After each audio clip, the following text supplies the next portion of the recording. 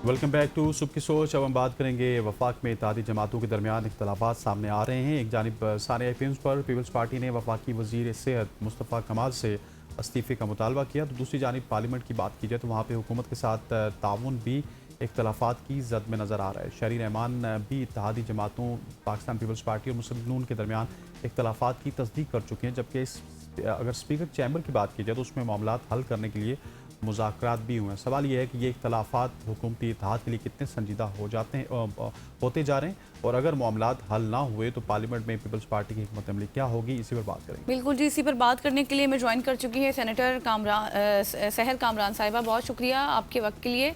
मुझे ये बताइएगा कि पाकिस्तान पीपल्स पार्टी ने जो सानिया पिम्स है उस पर मुस्तफ़ा कमाल साहब से इस्तीफ़े का मुतालबा किया है। खैर और भी बहुत सारे लोग मुतालबा कर रहे हैं। क्या एक इस्तीफ़े से बात हल हो जाएगी आपको लगता है? और फिर पिम्स वफाकी हुकूमत के ज़ेर इंतज़ाम है, क्या पीपल्स पार्टी समझती है कि सानिया की जिम्मेदारी सिर्फ वजारत सेहत तक महदूद है, या फिर वफाकी हुकूमत को भी जवाबदेह होना होगा? बात खत्म नहीं होगी, बात शुरू होगी। कहीं से शुरुआत भी होनी चाहिए। यानी मैं पिम्स गई, मेरे अंदर इतना हौसला नहीं हुआ कि मैं उस वार्ड के अंदर जाती, उस जहाँ पर जो है 14 मासूम बच्चे जिन्होंने अभी आंख भी नहीं खोली थी सही तरह से, वो अपनी जिंदगी की बाजी हार गए। तो वो मेरे सामने तो वो 14 माएँ हैं जिन्होंने 9 माह उन बच्चों को अपनी वजूद में पाला, जिन्होंने उनकी 9 माह अपने वजूद पे परवरिश की और उसके बाद फिर डिलीवरी के तमाम पेन से गुजरी। जब वक्त आया कि उन बच्चों को गोद में लें, उनका माथा चूमे, तो उनकी ज़िंदगी के वो चिराग बुझ गए। और ये 14 माएँ नहीं थी, ये 14 ख़ानदान थे। हमारे यहाँ होता ये कि वाक़यात होते हैं, हादसात होते हैं और हम उस पे 4 दिन गुफ्तगू करते हैं और बात ख़त्म हो जाती है। कोई एक जो एक कहते हैं कि सुपरफिशियल सी एक इंक्वायरी कमेटी बन जाती है।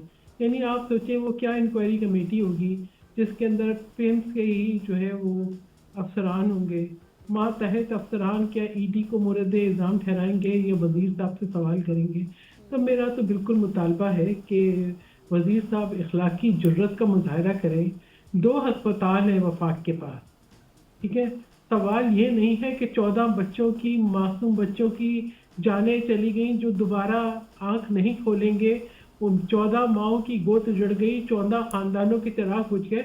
बात ये है कि एक अस्पताल जिसको तमाम फंड्स और वसाइल मिलते हैं, उसमें बेसिक फायर फाइटिंग सिस्टम क्यों नहीं था?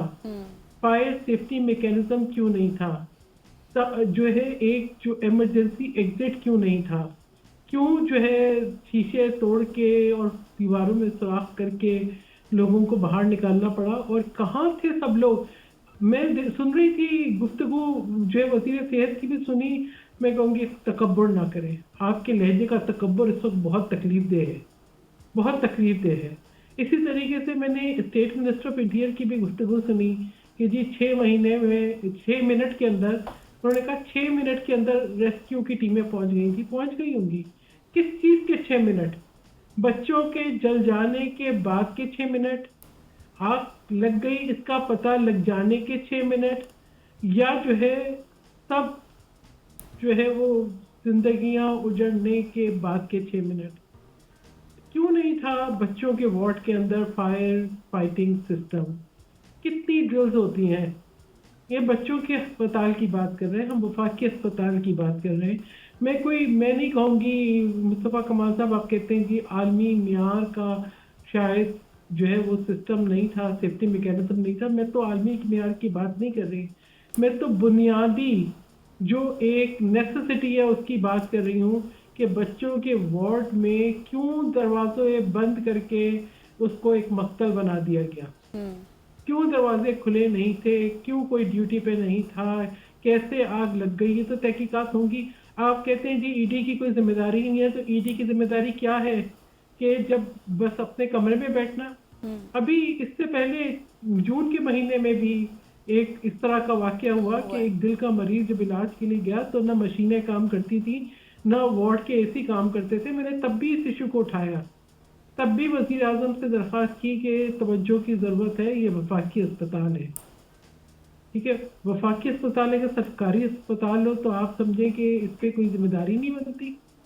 ये बहुत ही मैं समझती हूँ अलमिया है।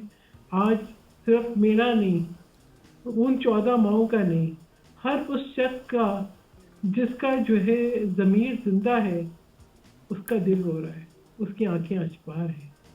यानी आज का दिन ईद मिलादुन नबी, जहाँ पे हम जहाँ मजहबी रिवायात का ख्याल रखते हैं, दुरूद व सलात भेजते हैं, वहाँ आज बच्चे जो है, कुछ बच्चे चराहा भी करते हैं, दिए भी जलाते हैं। 14 करोड़ के दिए बुझ गए और किसी को जिम्मेदारी का एहसास ही नहीं है। मैं तो वजीर आजम साहब से मुतालबा करूंगी, वजीर आजम साहब सवाल आपकी काबीना पे है, एक दफा तो शुरुआत करें। ये नहीं चाहिए वो इंक्वायरी कमेटी रद्द करते हैं, ऐसी इंक्वायरी कमेटीज को जो कि मातहत अफसरान पर मुश्तमिल हो, जो कि खाना पूरी करें और फिर बेल आउट कर दें सबको। एक आप वफाकी सेक्रेटरी को सैक करेंगे, कल आपको उसको किसी और ओहदे पे लगा देंगे। ये ही निज़ाम की खराबी है कि बाबू लोग एक वजारत से उठते हैं, दूसरी वजारत में लग जाते हैं। कितने सेफ्टी ऑडिट्स होते हैं, कितनी फायर ड्रिल्स होती हैं, कौन चेक करता है कि यहाँ पे फायर फाइटिंग सिस्टम है या नहीं है, कौन चेक करता है वसाइल कहाँ पे इस्तेमाल हो रहे हैं। तो कहीं ना कहीं शुरुआत करनी होगी। आपने सवाल ये किया था कि क्या इससे मामला हल हो जाएंगे? नहीं, इससे शुरू होगी एक अकाउंटेबिलिटी का मैकेनिज्म भी ठीक हो शुरू गया, होना चाहिए, अकाउंटेबिलिटी का कहीं तो होना मैकेनिज्म चाहिए। स्टार्ट होगा। सेनेटर साहब हमारे साथ रहिएगा, यहाँ पे वक्त हो जाता है एक शॉर्ट सी कमर्शियल ब्रेक का। ब्रेक लेते हैं, वापस आते हैं हमारे साथ।